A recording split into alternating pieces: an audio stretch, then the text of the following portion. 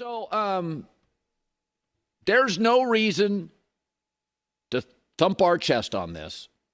But, you've heard of the gold medal count, right? The gold medal count. How about the television official count? The ratings are in. Everything exploded in Paris, with one exception: women's basketball. The ratings couldn't even beat the Tokyo Olympics that happened during COVID. The men's, with fading old stars, LeBron, KD, Steph, got 20 million viewers, over doubled the last Olympics. And it's LeBron and Steph and KD. It's the old guys. People couldn't get enough. Breakdancing was a hit. And yet the women who won gold, attendance down, ratings flat. How? Everything else exploded because there was a giant wave in women's college basketball, and they forgot their surfboard. Not only Caitlin Clark, but Angel Reese and Caitlin should have been on this team. Women's basketball had a moment, and they couldn't meet it. The reality is they got too insular. They're too loyal to the niche women's basketball media. Stop it. Ruffle feathers. Who cares if you leave a couple of talented, albeit not that popular players off for Caitlin Clark? Team USA left Jaylen Brown off this team and Isaiah Thomas on another team and put in Christian Laettner. Isaiah's still pissed about it. Get over it. They won the gold. Best team ever, probably. This was a moment. And I'm not here to lecture. We won. As I say on Mondays, often, where Colin was right. Colin was very right. Yeah, I was very right. But it's no need to bang on women's basketball. This is a teaching moment. Is that you've heard of that saying, a disruptor? Like Caitlin Clark was the disruptor. Conor McGregor kind of ended boxing. Nobody wanted to watch boxing. And Dana White leaned into it. Yes, sometimes Conor was inappropriate and did dumb things.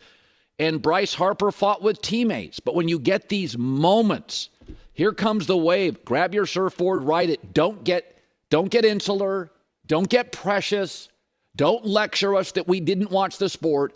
Everything in Paris exploded, except women's basketball. And now the Premier League starts Friday. College football 10 days out.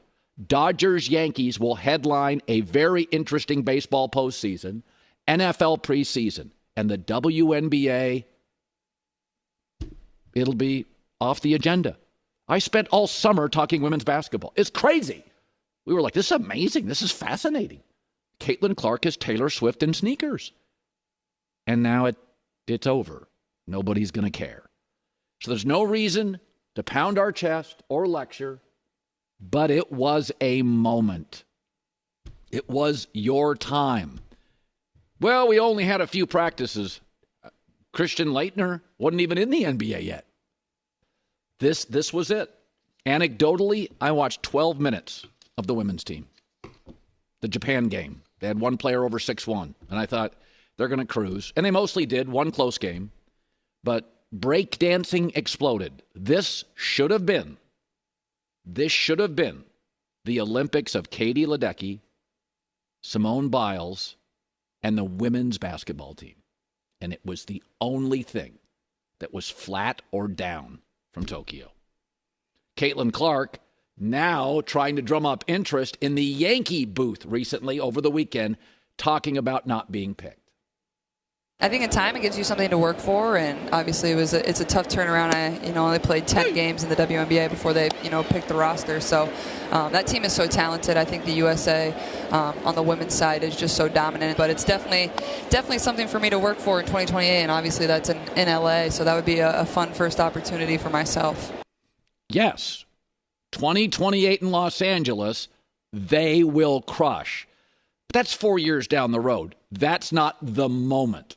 The WNBA was just flying regular commercial flights like you and I. Caitlin arrived, They now have a 2-year deal for their own flights. This was it. This was the moment. They always say in real estate, it's all location. They always say in business, it's all about timing. You had both. Paris was the location, and the timing was now. And you left your surfboards at home. So this is interesting. The WNBA ratings are in for the WNBA All-Star game against the U.S. Women's Olympians. And I don't know what happened, what's going on, but it smashed their all-time records, destroyed them. They've played before, the WNBA All-Star team and the USA Olympic team. They've played before, and nobody watched. And this time, they smashed records, proving once again that Caitlin Clark is driving revenue for the league and should be now on the Olympic team. But she's not. I'll get to that in a second. What's interesting, though, is with the Paris Olympics starting Wednesday, the league is now on hiatus until until August 15th. So the WNBA is not playing, meaning Caitlin's not playing. And the Olympics will be playing, but Caitlin's not part of that. I would suggest, if the league wasn't as tribal and petty, that not only Caitlin Clark, but Angel Reese, clearly both should have been put on the Olympic team. Did you watch the WNBA All-Stars that had Reese and Caitlin Clark against the Olympians?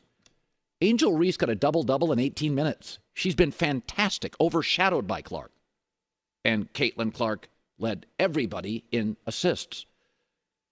Both could be near the end of the bench, and you'd watch two rivals now playing together. Friends, or at least colleagues on the same floor, fighting for the same Olympic gold.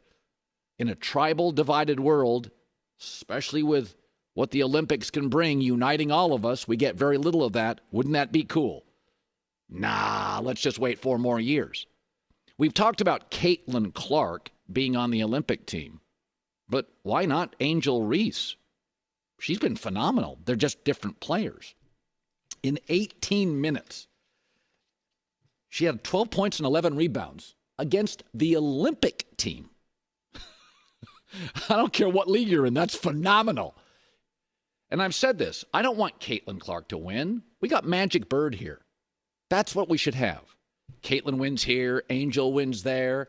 Maybe Angel's team is better. Caitlin wins some more personal awards, but eventually Caitlin's team gets good, and then people recognize how great Angel Reese is.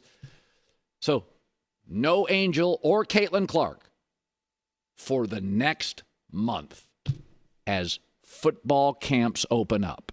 The WNBA will now disappear, but women's basketball doesn't need to. If they had Angel Reese and Caitlin Clark, even back of the bench, both playing together for the first time on the Olympic team. You keep telling me these amazingly talented young women aren't ready for it.